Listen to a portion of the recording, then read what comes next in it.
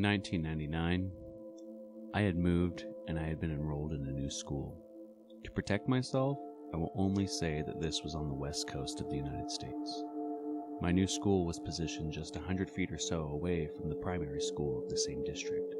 And when this event occurred, my classroom had a large window facing the other school's entrance.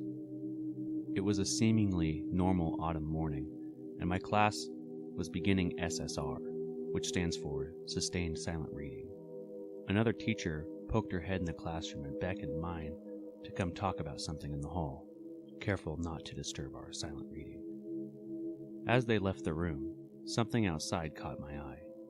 2 covered army trucks, like the ones with the camo canvas tops, were driving into the primary school and parked in the front, where the school buses usually pick up and drop off the students.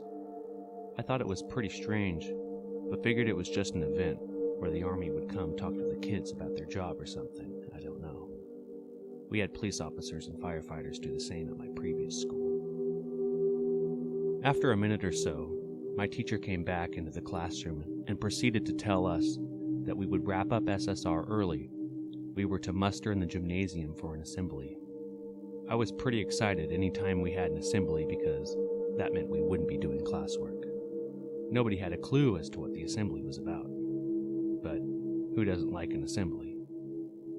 Before we even got to the gymnasium, our class was merged into one of a series of single-file lines which filled the hallways.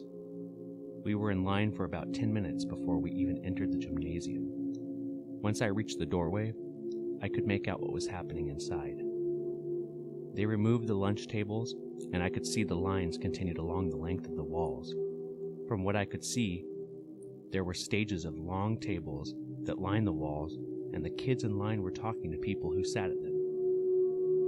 By the time I reached the first table, I could see everything clearly that was occurring in the large room. I initially thought this was some kind of lice or scoliosis check, which was not at all uncommon. But when I saw towards the end of the line, I realized that all the kids were getting shots. That's when I started to get nervous. I am absolutely opposed to getting shots due to a strong fear of needles, and I wasn't going to have any part in that. I told a nearby teacher that I refused to get a shot. And then a woman's voice behind me said, "If you don't want a shot, you can wait over there." She was one of the doctors, dressed in the white lab coat and everything. I gladly went to the no-shot zone, which was only populated with about 2 other kids. As I stood there waiting, I watched all the other students get shots, followed by lying down on the blue foam mats that we would use for wrestling events. All the kids who were on the mats were totally asleep, and the ones who got the shots fell asleep almost immediately after getting on the mat. It wasn't until my senior year of high school that I really questioned the events of that day. While talking to another student at an away track event, the student was a few years younger than myself. He mentioned that when he was in primary school, the army came and gave all the kids shots, and that the kids who got shots went to sleep. When he said that, it made me remember that day and gave me the creepiest feeling. I told him that I remember that day and seeing the army trucks. We started asking our peers if they remember that day, but nobody did at all, only us. I recently sent that guy a message on social media regarding the events of that day, but when he replied, he told me he had no idea what I was talking about and does not remember even discussing it at our track meet. I will never forget that day.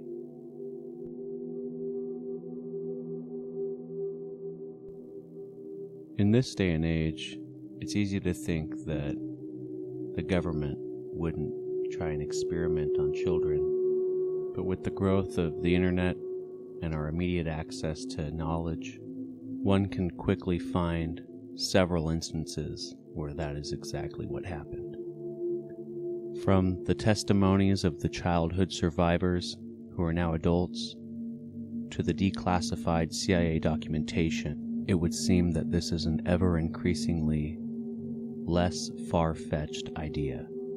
One of many examples being the Tuskegee experiments, where the government had disenfranchised black men suffering from syphilis in order to study its effects.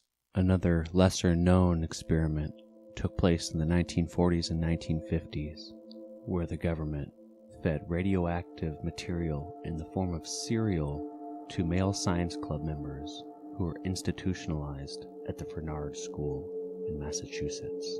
The parents, as well as the children, were simply told they were being fed a diet rich in iron. In the 1950s and the 1960s, a man by the name of Dr. Saul Krugman of the New York University conducted several studies of hepatitis at the Willowbrook State School, which was an institution for the severely mentally retarded. His goal was to study the natural history, effects, and progression of the disease. Dr. Krugman, as well as his staff, systematically infected newly arrived children with strains of the virus.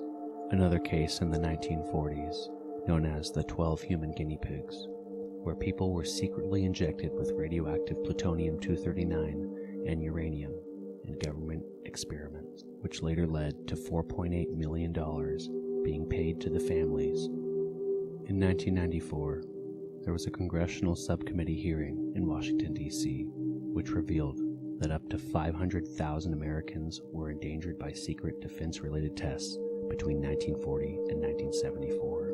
These tests were covert and included experiments with radioactive materials, LSD, mustard gas, and other biological agents. A testimony from the General Accounting Office says that between 1949 and 1969, the Army released radioactive compounds in 239 cities to study the effects. Then there's MK Ultra, a top-secret project which would study the use of biological and chemical materials in altering human behavior, along with covert hypnosis and several forms of torture, all under the guise of countering Soviet and Chinese advances in brainwashing and interrogation techniques. The project consisted of 149 sub-projects contracted out to at least 80 institutions. Thank you for watching. Please make sure to like, share, subscribe, comment, all that good jazz.